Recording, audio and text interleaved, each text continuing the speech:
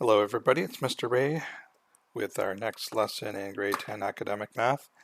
Hopefully you've had a chance to look at lesson 4 on the distance learning plan. That was put in last Friday, I believe. So that lesson was solving quadratic equations by factoring. So hopefully you had a chance to look at it and try some of the questions. When I taught that lesson, I mentioned that we're learning another technique, which is what we're doing today, and that's solving them using something called the quadratic formula. And as I mentioned in the previous lesson, this type of method using the quadratic formula is actually a much better method because it will always work. Solving by factoring only works if you can factor a quadratic. Sometimes you can't. And does that mean it doesn't have solution? Not necessarily. So you'll see with this method, even if there is no solutions, it will tell you that. But it'll also give you solutions that solving by factoring couldn't have given you. So hopefully I'll talk a bit about that as we go. So in the old lesson system, this would have been Unit 3, Lesson 2, solving quadratic equations using quadratic formula. Now, the first important thing is not to mix up these two phrases. Quadratic equations, quadratic formula are two different things. Quadratic equation, we've been working a lot with them. That's basically when you have an equation with a quadratic term, like an x squared. Might have an x term, might have a constant. It's got a left side, right side. They could be mixed up, they could be in vertex form, but it's an equation that's in factored vertex or standard form. Now the quadratic formula, now we're going to learn this, so first time you see it, it looks pretty daunting. It looks confusing. It's got a square root, it's got a fraction, it's got this strange plus or minus. So it can be kind of intimidating when you see it at first, but you'd be surprised how quickly you can actually learn this. I'm going to attach a video from YouTube. There's lots of, if you do a search on YouTube for quadratic formula songs, you'd be surprised. There's a lot of them out there. So I'm going to attach a link to one of them just for your enjoyment. It's only about, should only be about a minute long, but hopefully it's a catchy tune that might stick in your head, and you'll need to know this definitely for grade 11 and 12. So at least know what it's for and how you can use it. Okay, so what are the concepts? So we just have been introduced to this x equals. So what does this mean? What does it come from? Well, basically what it means is if you have an equation in standard form, basically it looks like standard form on the left side and equal to 0 on the right. Remember, this is what we had to have in order to solve it using factoring. So it's the same situation. We have to have the equation set up first so that the right side is 0.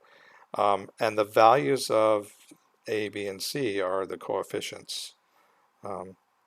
So this is a generic equation, but basically you're going to find the values of a, b, and c, and you're going to plug them into this quadratic formula. You can see I've got a couple of b's here, so whatever b happened to be would plug in there. We have two a's and we have one c. So first thing you're going to do when you use it is write it out in this form and then substitute in the values of a, b, c. And I think it's a great idea to actually write the values of a, b, c first before you plug them in. Now there is a shortcut thing here. I don't usually teach this, but you can actually get the vertex from what the quadratic formula gives you. The negative b divided by 2a, you can see from the formula that that's kind of part of the quadratic formula. So that part there is basically the vertex. And if you can see this plus or minus sign takes the value of this square root and adds or subtracts it to the vertex. So you can see this part of it will give us the two solution parts, whereas this would be the vertex. Okay, so the example I give today, I'll use this method, but I usually when I'm asking to find the vertex, I'm going to ask you to complete the square, which we did a few lessons back. So let's practice using quadratic formula. Okay, we've got a couple questions here on the first page. Use the quadratic formula to solve each quadratic equation. Where necessary, round to the nearest hundredth. Okay, and that's going to be all the time. So if you get something that, and a lot of these answers from quadratic formula will be, your calculator will be filled with digits. I always want you to round to the nearest hundredth. Okay, so two positions to the right of the decimal place. Sometimes you don't have to round because it's a nice integer or decimal that doesn't go on and on. But if it does, I want you to round to the nearest hundredth all the time. Okay, so here we have a quadratic, and it's already set up the way we need it. It's got 2x squared plus 9x plus 6 on one side. It's got 0 on the other. So if what I'd recommend at the beginning is write the values that you're pulling out from here. So a is 2, b is 9, c is 6. So you write out the quadratic equation. Now make sure you leave enough room on your division bar here. So negative b. For the first couple, I'll write out the formula first, and then we'll plug it in. So negative b and plus or minus square root b squared minus 4ac all over 2a. Now, when you're doing the square root, make sure that you extend the top of the square root, like the roof, all the way out. I hate seeing a really short square root and then you got plus, you get some calculation here. You'll lose marks for that for sure, okay, because you're supposed to figure out what this is first and then take the square root. And if something is not under here, well, you probably shouldn't be taking the square root. So in this case, I got negative b, so that's negative 9 plus or minus. Now b squared, so that's 9 squared minus 4 times a, which is 2, times c, which is 6. So and now I got to extend my bar because it's a little longer than I expected. All over 2a, so that's 2 times 2. Okay, so I'll bring this up over here. Okay, now I've got some pretty good suggestions on how to do this because I know the most common mistakes.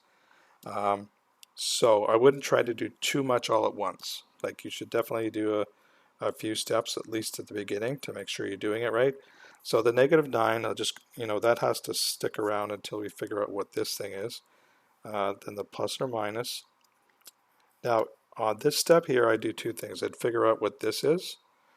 The 9 squared, that's 81. And now this is important. So we're going to actually figure out what this is. The first thing I always do is figure out, well, what's the sign of this number? And I count up the number of negative signs. So there's always going to be that one there. In this case, that's the only negative sign. So if you have an odd number of negative signs, that means your number here will be negative. Okay, if there was 2, if that 2 was negative, that would cause there to be 2 negative signs, and this would be positive. So figure out, before you even look at the numbers, look at the signs.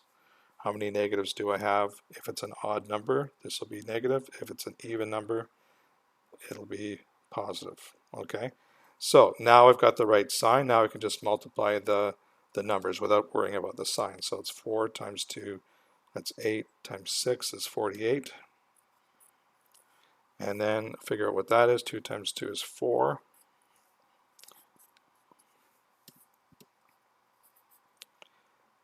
Okay, so that's going to be 9 plus or minus.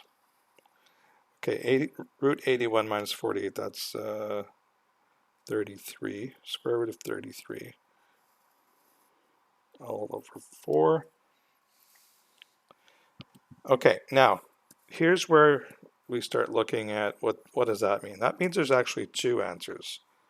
There's the first answer, The first value of x is going to be negative 9. So I'm going to break it up here. Negative 9 plus root 33 over 4. Or, second answer, x equals negative 9 minus root 33 over 4. Okay, so if you ever get asked what's the exact value, you would basically leave it like this, because if you try to do root 33, it turns into one of those long decimals. Now, in this case, we do want it to the nearest hundredth, so if you do this on your calculator, you're going to get, that's going to be, well, if I would do the whole thing at once here, but make sure you figure out the top before you divide by 4. I have a lot of students that will, if sometimes you have to put brackets around here on the top and then divide by 4, because some calculators will actually just divide the root 33 by 4. So be careful. Try this one out on your calculator. Make sure it does what you expect. This is going to be equal to, or approximately equal to, negative 0.81. That's if it's rounded. Or x is equal to negative 3.69. Okay, so these are the two possible answers. And just like we learned when we factored, there should be a dot there. Just like we learned when we solve by factoring, most of the time when we solve quadratic equations, we get two answers. Sometimes we get one, sometimes we get none. Okay, I'm going to show you how that relates to the quadratic formula. You're going to have an example of each case. Okay, so in this case, solving this quadratic equation, here are the two possible answers. How do you know? Well, you could plug the numbers back in. It's going to be a little bit off because we rounded, but it's going to be very, very close. If you plug this in this side, you get very, very close to 0. Okay. The other way you could do it is to graph this equation, and where the y value is 0, the x-intercepts, these are the x-intercepts. Okay. All right, let's try this one here. Now, this is a quadratic equation, but it's not set up quite the way we want it. We do want a 0 on the right side, so what do we do to get a 0 there? We're going to add 9 to both sides. So this requires a bit of setup work before we can use quadratic formula. Now, once we've got that, now we can say a equals 4, b equals negative 12, and c equals 9. And I think this time I'll just plug them in because I can refer to the previous version here. So I have negative b. So careful with this one. This is negative 12. So that's positive 12 plus or minus. And I've got b squared. Now if you wanted to, you could just, a lot of times this is a fairly straightforward calculation you could do in your head. 4 squared is 16, but I'll just put 4 squared so you can see what I'm doing. Now, just a little aside here. If a happens to be negative, okay, this is a really common mistake. It would actually be negative 4 all squared, which would still be positive 16. So a lot of students I see, if that was negative 4, they'd say that's negative 16. That's not true because you're squaring negative 4. You're not squaring 4 and making it negative. Okay, so this, whatever you're squaring here should always be positive. So that's b squared, excuse me, minus 4 times a, which is also 4, times c. Okay, and that's over 2a, which is 2 times 4.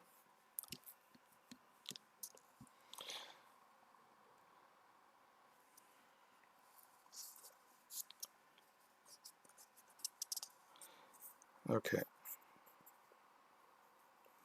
so that's 12 plus or minus. So let me double check this for AC.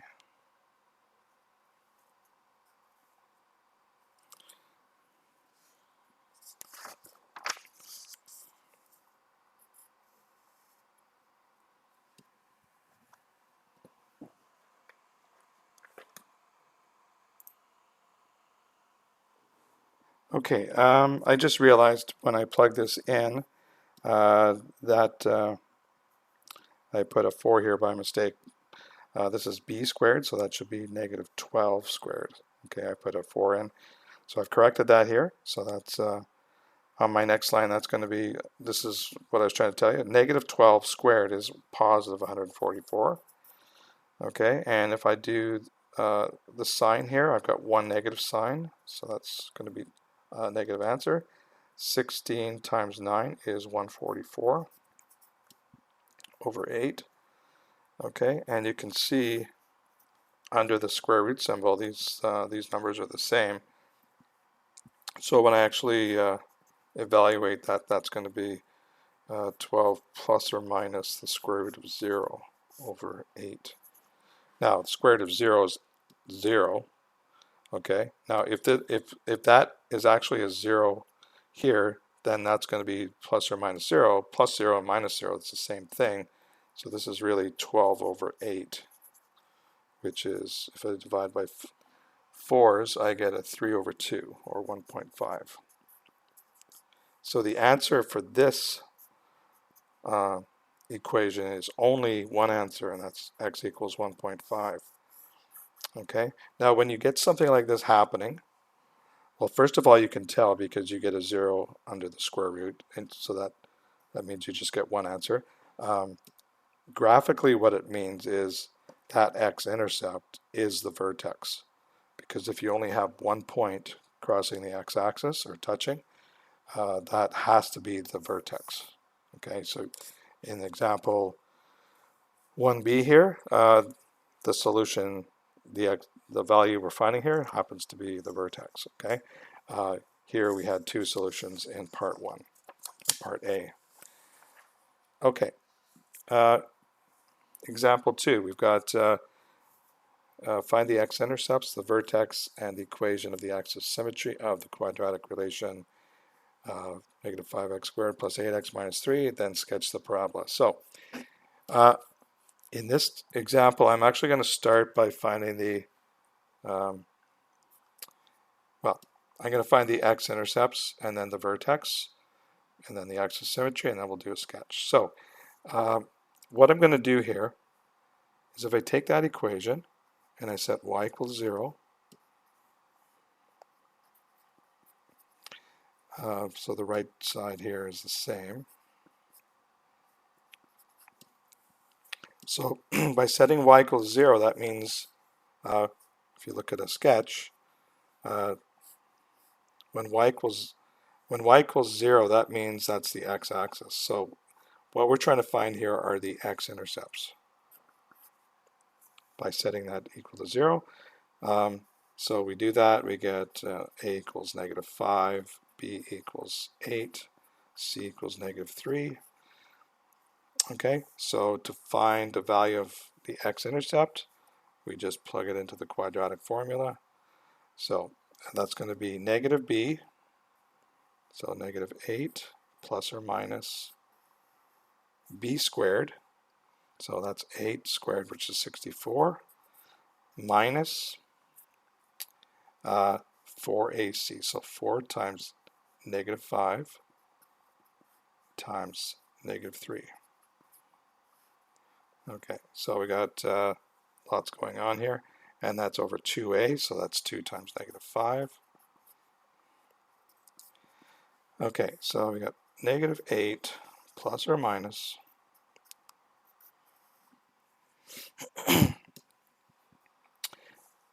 that's going to be 64. Now, let's count the negative signs. We've got 1, 2, 3. That's an odd number, so we're going to have a minus sign. And then we have, now we just multiply the numbers, forget about the signs. 4 times 5 times 3, that's 20 times 3 is 60, all over negative 10. So, negative 8 plus or minus square root of 4 over negative 10. Now, square root of 4 is actually a good number. That's a perfect square. That's going to be 2. So my two answers will be negative 8 plus 2 over negative 10.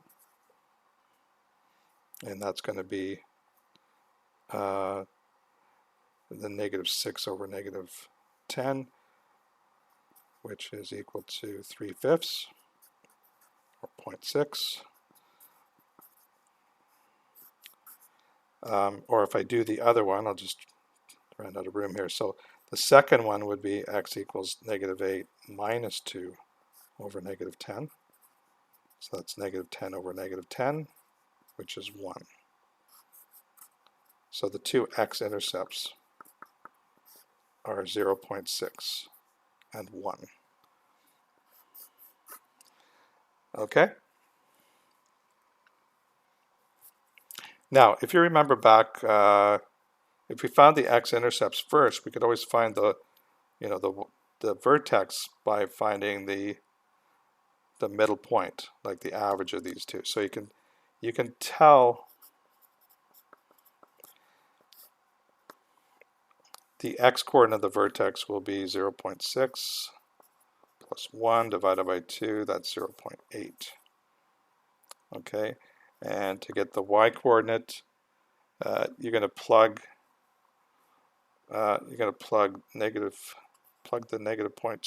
plug the point 8 back in for x here. So negative 5, 0.8 squared plus 8 times 0.8 plus 3, minus 3, and that's going to be equal to 0.2.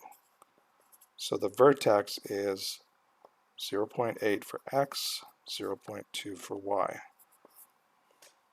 Now, I mentioned you could still do, if you wanted to, negative b over 2a would also get you that, or if you want a lot of extra work, because it's easier to get it from here, you could just complete the square, and that would give you the vertex. Well, that would actually give you both of these at the same time, so it might be worthwhile. So that there's actually 3 ways of getting the vertex: one from the two x-intercepts, one from negative b over 2a, and the third method would be to complete the square. Okay, and then once we've got the vertex, the axis of symmetry comes directly from that. So we take the the x-coordinate of the vertex is the axis of symmetry. Okay, if we do a sketch of this, didn't leave a whole lot of room for this one. You can see that this is pretty tightly here. So if I stretch this out a bit, that's 0.5 and that's 1.0, and that's a 1. So my two x-intercepts are 1 and, where are we? 1 and 0.6. Okay, and the vertex is halfway between there, so 0.8 and 1. Axis of symmetry goes right through there, and the parabola would go opening down like that. So there's a rough sketch of what that looks like. Okay. All right, last question here. So we've seen examples here of having 2 solutions, having 1 solution. Now this one will be a no solution question, just to give you a heads up. And another way of saying that is no real roots. Real means it's an actual real number that we use. There's some advanced math that we don't learn in high school anymore, but it's complex numbers, or imaginary numbers. In this case, all you really have to say is no solution when a parabola has no x-intercepts or no solutions. Okay. So we've got a parabola here. It's in vertex form. It's asking for the vertex coordinates, axis symmetry, and the direction of opening. So this should be really fast to get. So the vertex from here, since it's in vertex form, is going to be 2, 3. And the axis of symmetry, directly from that value, that's x equals 2. And opening Does it open up or down? You can tell by the A value. A is really 1, that's positive, so it opens up. Okay?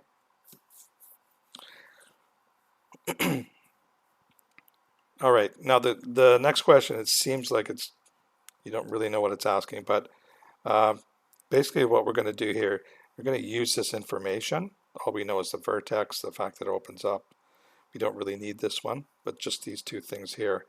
It says determine the x-intercepts. It seems kind of far-fetched, but if I just do a rough sketch, okay, the vertex is at 2, 3, so it's about there, and it opens up, so that means the vertex is a minimum.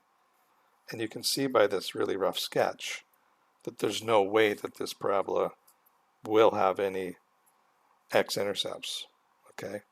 So we can, just by the fact that the vertex is above the x-axis and it opens up, tells us there's no solutions here. There's no x-intercepts. Okay, now if the vertex was there but it opened down, we would know that there's 2 x-intercepts, but we wouldn't really know just from that information what they are. We can just kind of tell how many there are. And if the vertex was below the x-axis and it opened down, there'd be no x-intercepts. If it was below, the vertex is below but it opened up, there'd be 2. And the last situation, what if the vertex is on the x-axis? Well, that was the case we did with example 1b. So in this case, you have one solution, which is the vertex. Okay. Now it says here, verify using the quadratic formula. Okay.